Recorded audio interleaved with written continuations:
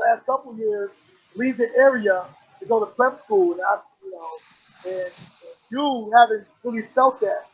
What are your thoughts, about that? I mean, you got a coach over there, but some prep school might entice them, giving them like $40,000 to come over there to their school for free, man. So, what do you guys do to Uh, guard against that? I think everybody has a different situation, and everybody's you don't know everyone's situation, and some of these guys that I see going prep. Listen, I don't care what your AU coach tells you. Maybe your high school coach doesn't want to be honest with you, but everybody has a certain level that they can play at, and for me, I guess I don't see, and in prep there's really no full scholarships to go to a prep school. There's not too often. You're paying something, to go to prep school. So if you're a Division III player, and that's I was a Division III player. There's a Division III basketball is good basketball. You better believe it. You know, and and if that's your level, then just go find a place that makes you happy.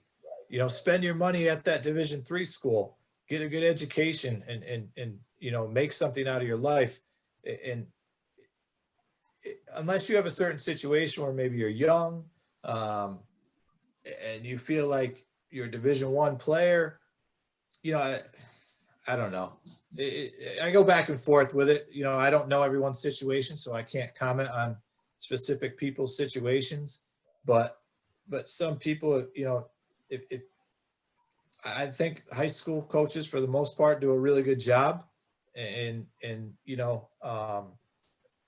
there's a lot of exposure here, and in the Capital District. You know what I mean? I think there's 5 different news channels. There's newspapers. The Gazette and the Times Union do a great job of covering high school sports, and the Record and even the Saratoga paper. It's tougher and tougher to sell papers. I think the kids who are getting exposure get really good exposure. And unless you don't have the grades to get into a certain school, maybe that's what you need to do. There's also the JUCO route, because JUCO's no joke either. You're an 18-year-old playing against some grown men. So the prep thing, part of me feels like it's a moneymaker for some. I think some people are getting really rich off people. But like I said, I don't ever want to knock someone's decision or someone's family's decision on what they want to do, and if they want to, but I think you said it right, though. I think you said it right. I think you got to know the situation. You got to know the situation. It's tough to comment on it, but like you said, man, you got a lot of D3 schools out there, man. That plays quality ball, man. I mean, we had even a few guys. Even like Pippen was even a Division III or somebody. Those guys like Division III guys. You know what I mean? And those are just the ones we just know about briefly because of the document. But there was some other guys before them, man. During that time, if you're elite, if you're an NBA player, you'll make it. You can make it to the pros overseas playing Division III ball, no problem. Oh, I mean, I was just talking to Zach Odell. He had an opportunity to go over and play in Ireland, and he's going to Temple for free. Temple University. He's gonna get his master's paid for and possibly his doctorates to do research there and study there. So, I mean, he went to a D3 school, 2-time All-American, number 1 in the country, and like I said, everybody. Don't knock Division III if you haven't seen the top. If you haven't seen the Williams, go watch a game drive over to Massachusetts and watch Williams. They got like 3 6'11" kids, a 6'9" kid. They got a Division I lineup, and those guys can play. So, and I'm not even sure if they made the tournament this year. Ooh. So, and what's funny though, I think it's Zach. His team was possible to win the championship as well this year. Yeah. Yep. They lost in the national championship last year. And they were number 1 all season. They lost their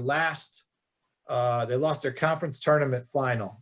So they ended up, I don't know, whatever they were, 20 5-1 regular season, and then they won their first 2 games. I think they were going into Sweet 16, 24, 20. I think they ended up 26 or 27-1. You know, so yeah, I mean, it's you got to find the right fit. What's best for you? Where, you know, are you going to be happy going to a Division I school and sit in the bench for 3 years? Or are you going to go to a Division II or a Division III school and you know, play right away, or have be an All-American, and you still have a chance to go overseas? If you're sitting on the bench at Division I school, how are you going to go play overseas?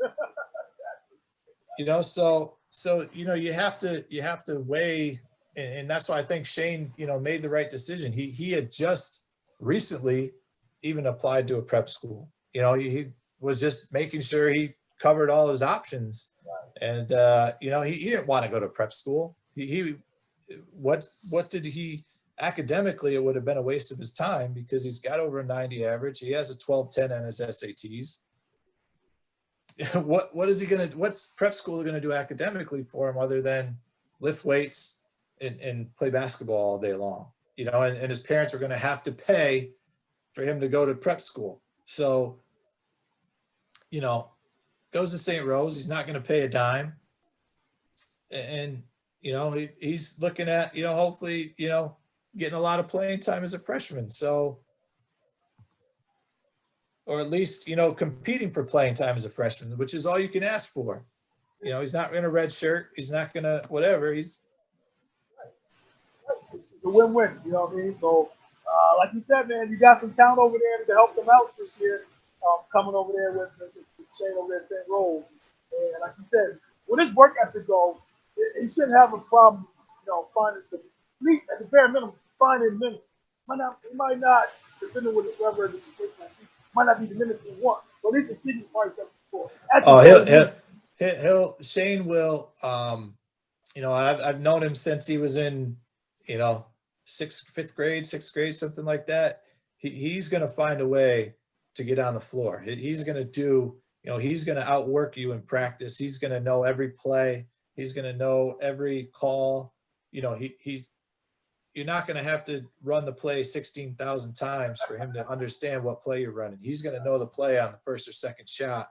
What coaches, you know, he's going to watch film. He's going to know the scouting report. He'll find a way to get on the floor and help them win, because that's, you know, and he's going to be a good teammate too. So, you know, he's a winner, man. He's a winner, high IQ, man. I think I mentioned that in the tweet, man. Like a winner, high IQ. And he's a great teammate, man. He likes, and you know what I mean?